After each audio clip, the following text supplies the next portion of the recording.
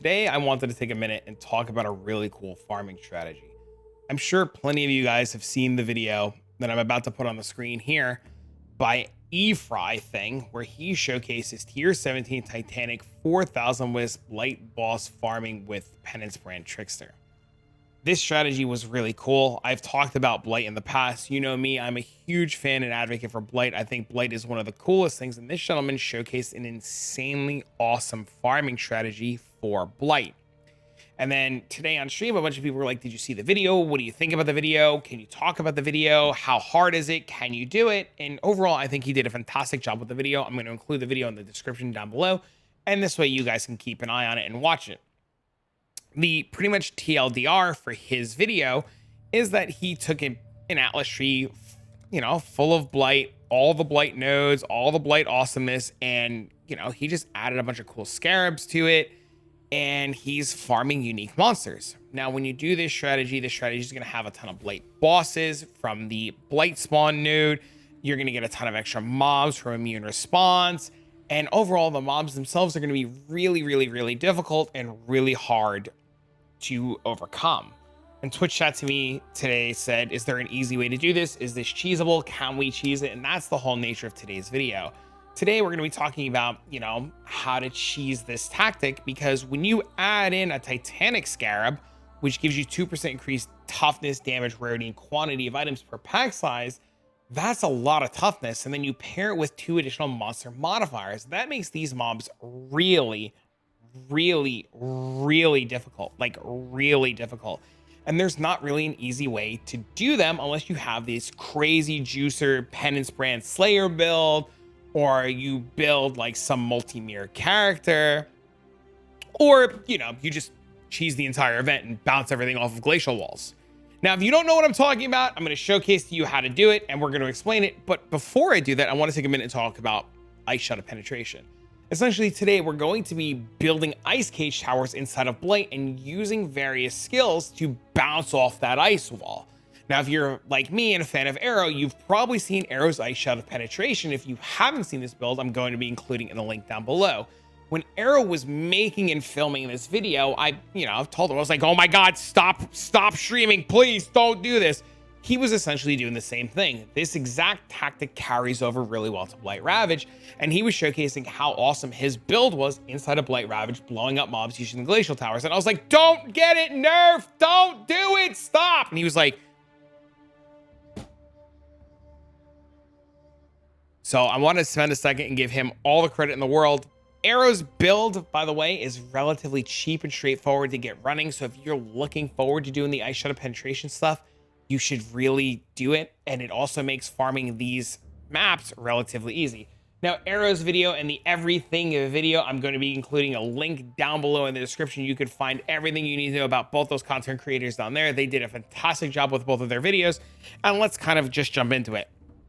Before I do this farming strategy, I'm going to just showcase my gear. I've actually taken off my mirror tier wand and I've put on my old tier wand, which is just a basic fizz wand. I've got a Calandra's Touch ring. I have a Venter's Gamble for rarity. I have an amulet for rarity. I have a helmet for rarity. I have a body armor for rarity.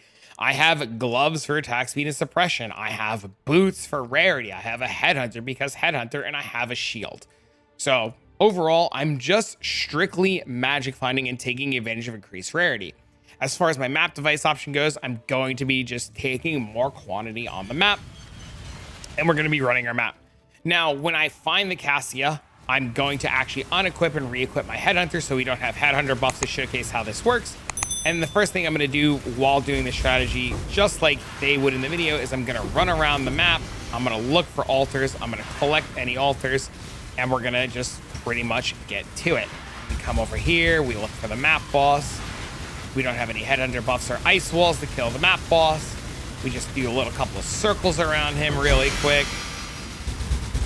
We give him the old 1-2 wombo combo ding ding dongs. Check to make sure that we have nothing good there. Pick that up to dust. And then we just look around for Cassia and look around. Woo! Look around for Cassia and look around for any extra. Oh my God, let's go. Just look around for any extra altars that we weren't able to find. Okay, there, do this, click that. do this, come over here, do this, check up here, look all around here, do this, grab this, touch this, go there, grab that, basic currency dupe, make sure there's no other altars, anything that we're missing. All right, let's go to the Cassia. Now, the reason why this strategy works is we're going to be taking full advantage, like I had mentioned, of the ice walls. So we're going to look around. We're going to let Cassie spawn her lanes, and we don't know yet which lane is the boss lane. We do know what the lanes are immune to. Now, for this video, I don't have any ring anoints on to make my life easier, and we're going to start the encounter. Usually, we care about the resistance types of the enemies because that means they're not affected by the certain types of towers. So in our case, because we want to use glacial towers, these mobs are not immune to, glacial towers just don't care about the immunity. So we're going to look around for the boss lane. I'm assuming this is going to be the boss lane here. We're going to build this tower. We're going to build this tower. I'm going to build an empowering tower. There's the boss lane. Now you see right now, we don't have any glacial towers. The mobs are taking, a respectable amount of damage. They're not really dying. They're living their life, and the next thing you know, we're gonna build a glacial tower. We're gonna put them inside of a glacial tower, and then we're just gonna delete them from sheer existence.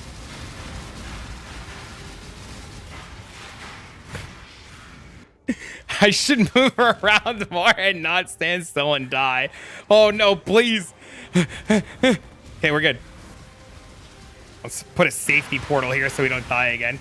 But you can see right away, as long as the mobs are inside the glacial tower and I bounce my projectiles off of the glacial towers, we can kill them all right away. And this really difficult farming strategy that people struggle with becomes easily cheesed by using blight towers. And there you go, all the bosses are dead again.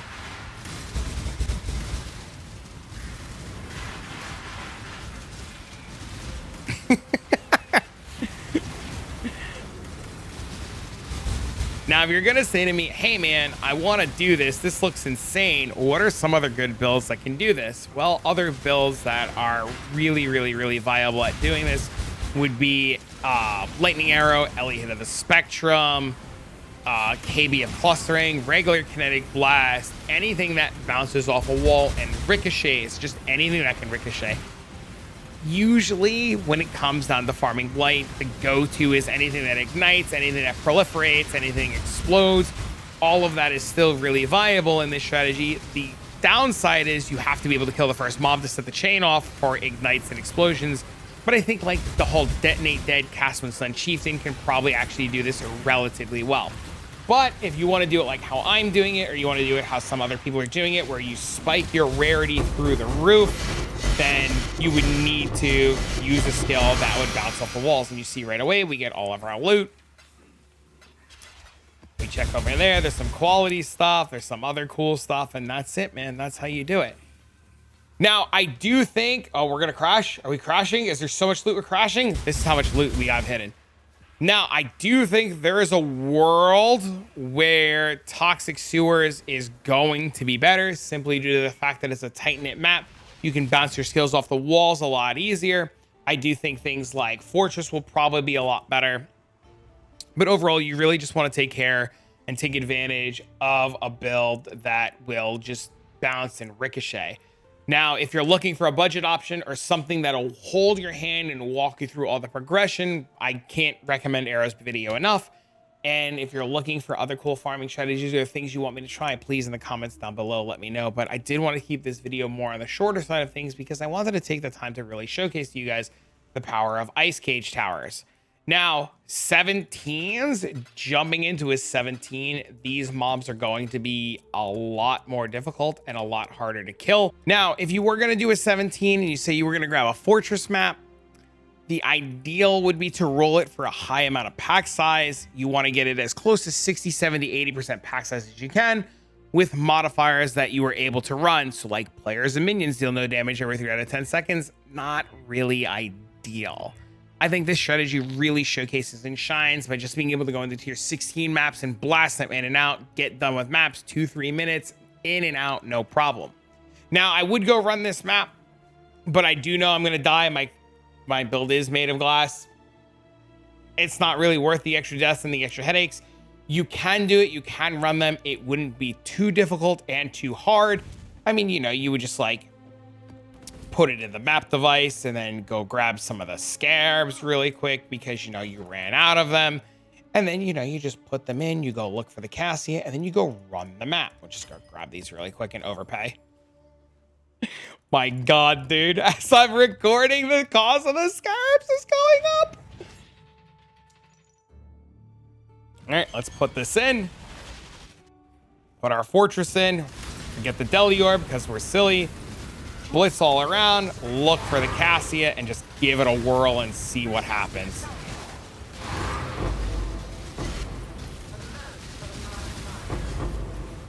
Now, I don't expect to be able to clear this. I do expect to fail while doing this, but I do want to showcase just the power of the glacial towers. Now, note inside of 17s, these guys are going to be a lot harder. Your pack size is a lot bigger. The modifiers make 17s way more difficult.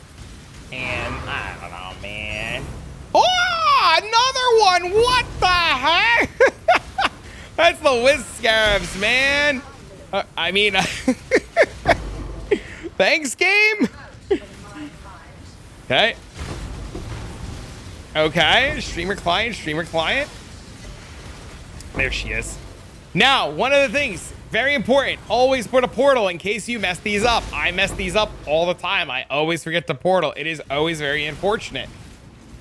Oh no, it's split. All right, where are they? Those aren't the bosses. The bosses are down here.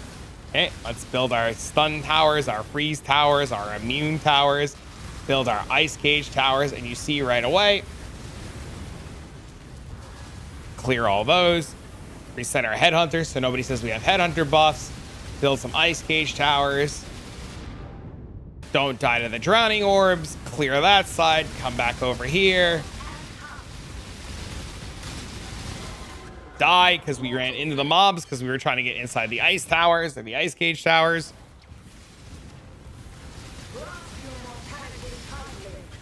And this is why we don't do 17s. If you're going to do this on 17, it is difficult. It is hard. You really, really, really need a build that can just be able to like survive and take a hit. The hardest part about all of this build is literally taking a hit, especially from this guy, this jumping guy. This jumping guy's a nightmare, but you see right away, we got the ice cage tower up and running. He died as soon as he got stuck. There's a guy that has a thing. We're nuking down that guy. We're praying we don't die. And there goes all the bosses. No headhunter buffs. And here it is. Done easy. Nice, dude. And a divine. Done easy. Tier 17. You should expect to die on tier 17s. You should expect to die on tier 16s. This is some of the hardest content that you can be doing, but it is relatively doable. And I mean, you know, with a little bit of practice, it becomes easy. If you want to really make it a lot easier, you can build one chilling tower and get the anoint. For chilling towers, it is a silver opalescent oil, and you can freeze the mobs. You can seismic stun the mobs. You can build ice cages around the mobs, and you can build empowering towers to freeze them all in place, and that would make your life a lot easier. But I wanted to showcase a 16. I wanted to showcase a 17. I wanted to give a big shout out to everything for showing off that Blight and Wisp are good. I wanted to take a minute to thank Arrow for all his time and hard work building his build, and you guys for bringing it and making me, you know, for everything. Friends, thank you for being here. If you like this video, definitely leave a like, a comment, hit the subscribe button, do all that fun stuff. And then for now, I'm going to get this video out to you guys, and I'll see you all in the next one.